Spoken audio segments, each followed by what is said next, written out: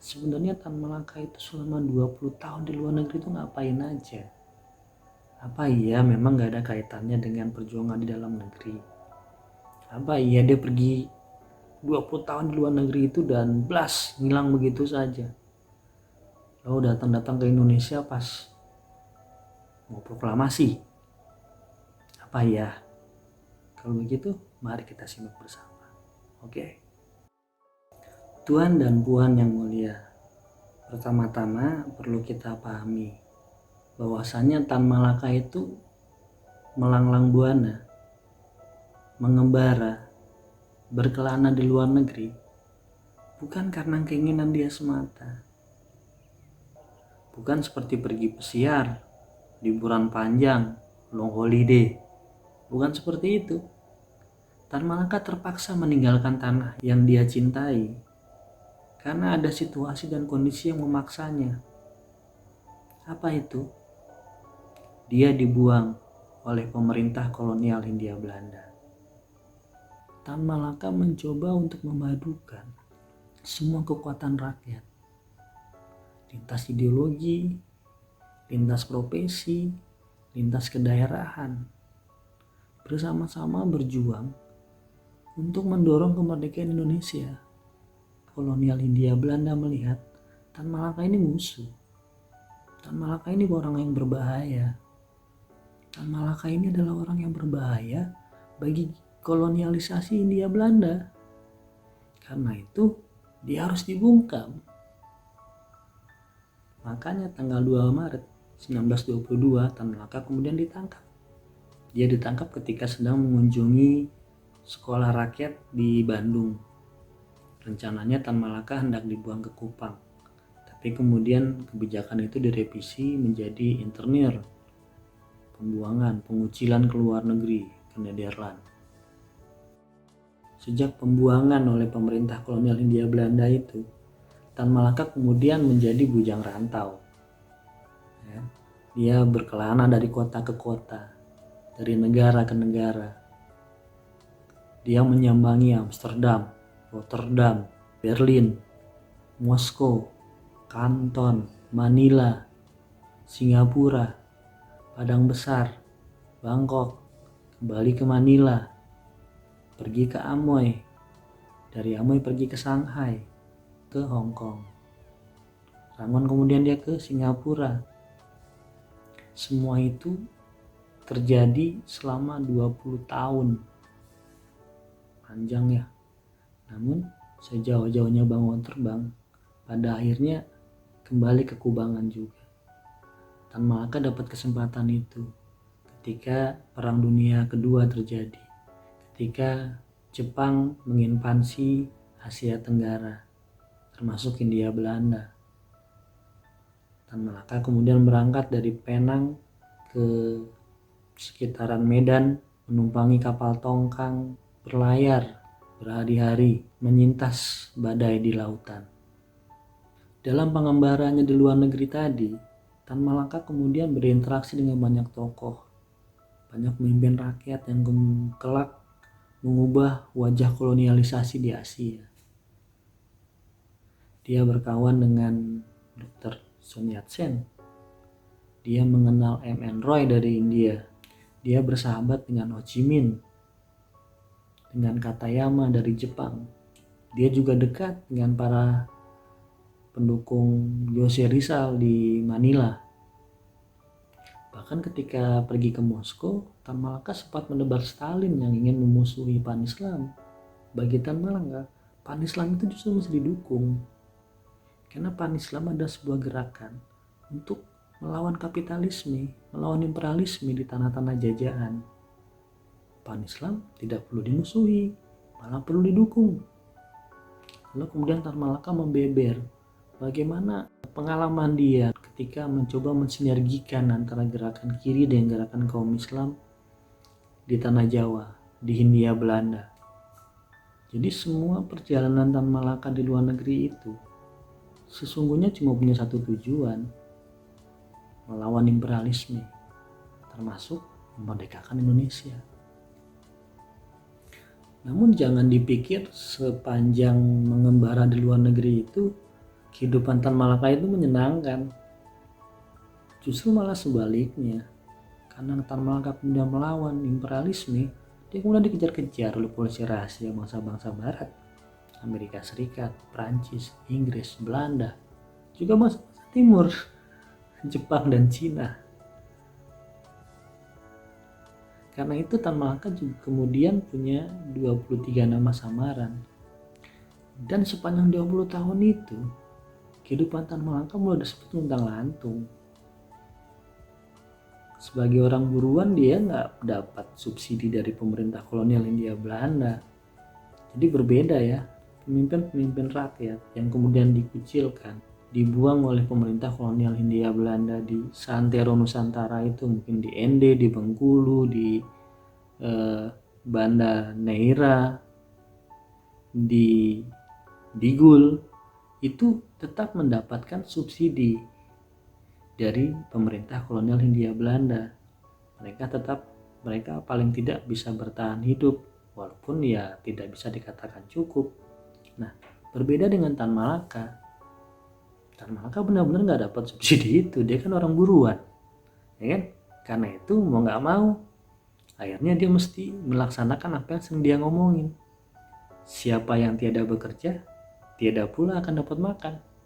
Karena itu Tan Malaka kemudian bekerja lah.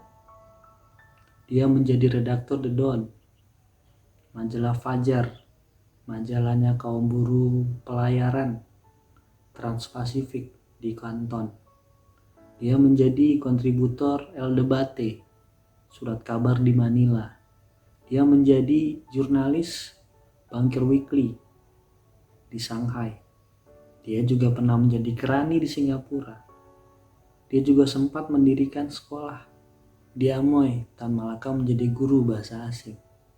Di Singapura, Tan Malaka menjadi guru bahasa Inggris dan matematika. Meskipun hidup luntang-lantung di luar negeri, hidup di bawah bayang-bayang pemburuan dari polisi-polisi intelijen bangsa-bangsa imperialis, pikiran Tan Malaka tetap tertuju kepada bangsa Indonesia. Dalam pengembaraan itu dia tetap menulis risalah-risalah yang lahir dari pergumulan dia ketika melakukan praktik revolusioner di Indonesia. Wawasan pikiran dia sepanjang mempelajari ideologi-ideologi besar di dunia ini, ditambah dengan pengalaman internasional dia sepanjang mengembara di luar negeri. Semua itu membentuk Tan Malaka menjadi sosok patriot, menjadi sosok yang boleh disebut orang yang mahir dalam revolusi. Semua itu kemudian tertuang dalam risalah-risalah yang kemudian Tan Malaka tulis. Seperti kata pepatah, jauh berjalan banyak yang dilihat, lama hidup banyak yang dirasakan. Makanya sepanjang pengembaraan di luar negeri itu, Tan Malaka tetap menulis risalah-risalah untuk membangkitkan perjuangan bangsa Indonesia. Dia menulis Narda Republik, Semangat Muda, Masa Aksi, Nasional Aksi, dan Lokal Aksi.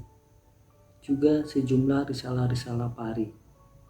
Risalah-risalah itu kemudian diperbanyak dengan cara ditulis ulang lewat tulisan tangan atau diketik. Karena pada saat itu sulit sekali mencari percetakan yang bisa dipercaya. Kalaupun ada, masalah biaya lagi. Orang buruan berapa sih duitnya? Pari, Partai Republik Indonesia, merupakan sebuah partai yang didirikan Tan Malaka, Jamaluddin Tamin, dan Subakat di Siam, di Bangkok, Siam hari ini. Pasca rontoknya gerakan rakyat akibat tindakan represif dari pemerintah kolonial Belanda untuk menyikapi pemberontakan rakyat pada tahun 1926 dan awal 1927. Ketika itu serikat buruh kereta api, serikat buruh yang radikal kemudian dihanguskan. Partai Komunis India kemudian menjadi partai yang terlarang. Lalu tokoh-tokoh para pemberontak itu didigulkan. Tan Malaka sebenarnya sudah mencoba untuk mencegah pemberontakan itu. Karena kala itu Tan Malaka berpikir gerakan rakyat belum siap. Sayangnya himbauan Tan Malaka itu tidak didengar. Akibatnya gerakan kemerdekaan Indonesia mesti stagnan, bahkan mundur. Kehilangan organisasi revolusionernya. Nah, PARI didesain oleh Tan Malaka untuk menjawab kebutuhan itu. Terkadang dalam pengembaraannya, Tan Malaka kemudian mendidik langsung kader-kader PARI.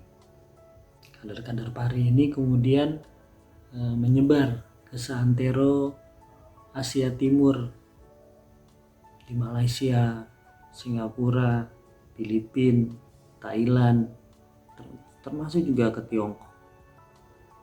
Mereka membangun gerakan rakyat. Mereka membangun perlawanan rakyat melawan imperialisme. Sebagian dari kader-kader PARI itu kemudian kembali ke Hindia Belanda. Kemudian mereka menyamar sebagai buruh tambang, buruh kereta api, buruh perkebunan, maupun pekerja kolonial. Dan kemudian mereka juga membangun kedekatan dengan gerakan-gerakan rakyat yang mulai tumbuh kala itu, utamanya Partai Nasionalis Indonesia, partainya Bung Karno. Risalah-risalah yang ditulis oleh Tan Malaka itu pada akhirnya juga sampai ke Hindia Belanda, tapi sampainya tidak segampang hari ini yang bisa pakai paket pos. Risalah-risalah Tan Malaka itu dianggap berbahaya. Memiliki risalah-risalah Tan Malaka adalah sebuah kejahatan kala itu.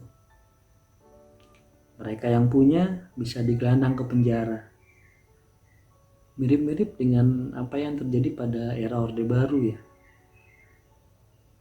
Atau juga dengan kondisi hari ini. Paket-paket itu bisa sampai ke Hindia Belanda karena diselundupkan oleh kader-kader PARI. Kadang dititipkan kepada klasi-klasi kapal yang berafiliasi dengan PARI, dititipkan kepada pedagang Minangkabau, juga kepada jemaah haji yang baru pulang dari Mekah.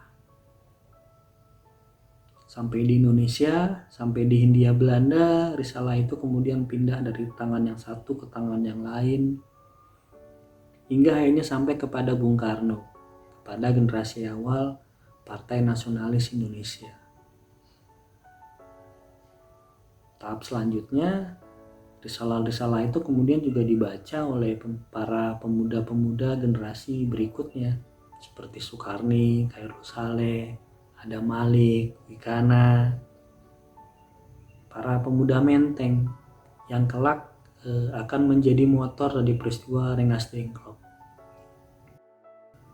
Jadi risalah-risalah Tan Malaka ini, jadi berkat risalah-risalah Tan Malaka ini, generasinya Bung Karno, generasinya para pemuda Menteng tadi terinspirasi oleh sepak terjang dan gagasan revolusioner yang dimiliki oleh Tan Malaka.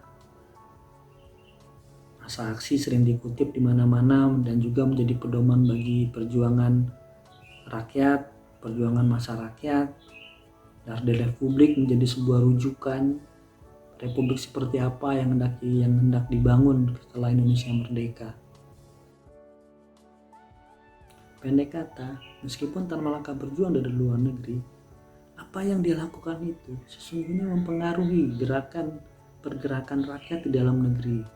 Justru kemudian Tan Malaka menjadi salah satu orang yang menyediakan literatur, yang menyediakan gagasan, yang menyediakan sebuah instrumen penyadaran bagi rakyat.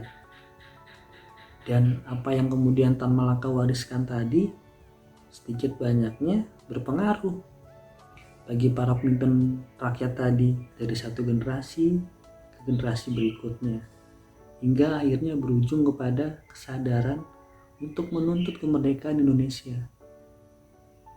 Demikian Tuan dan Puan, sedikit sisik melik sisi Tan Malaka sebagai seorang patriot ekspatriat. Sebenarnya sudah banyak buku yang mengulas hal ini, utamanya seri Tan Malaka, Gerakan Kiri dan Revolusi Indonesia, karangan Ari Buze, lalu juga tulisan-tulisannya Helen Jarvis, utamanya Pari. Saya sendiri sempat menulis sepak terjang Tan Malaka sebagai patriot ekspatriat itu dalam Tan Gerilya Bawah Tanah. Akhir kata, karena negeri kita dan dunia masih dilanda oleh corona, saya mengimbau agar gerakan di rumah saja tetap kita jalankan, pembatasan sosial, pembatasan fisik tetap kita lakukan, pembatasan sosial berskala besar tetap kita patuhi. Sekian dari saya, banyak maaf, salam malam.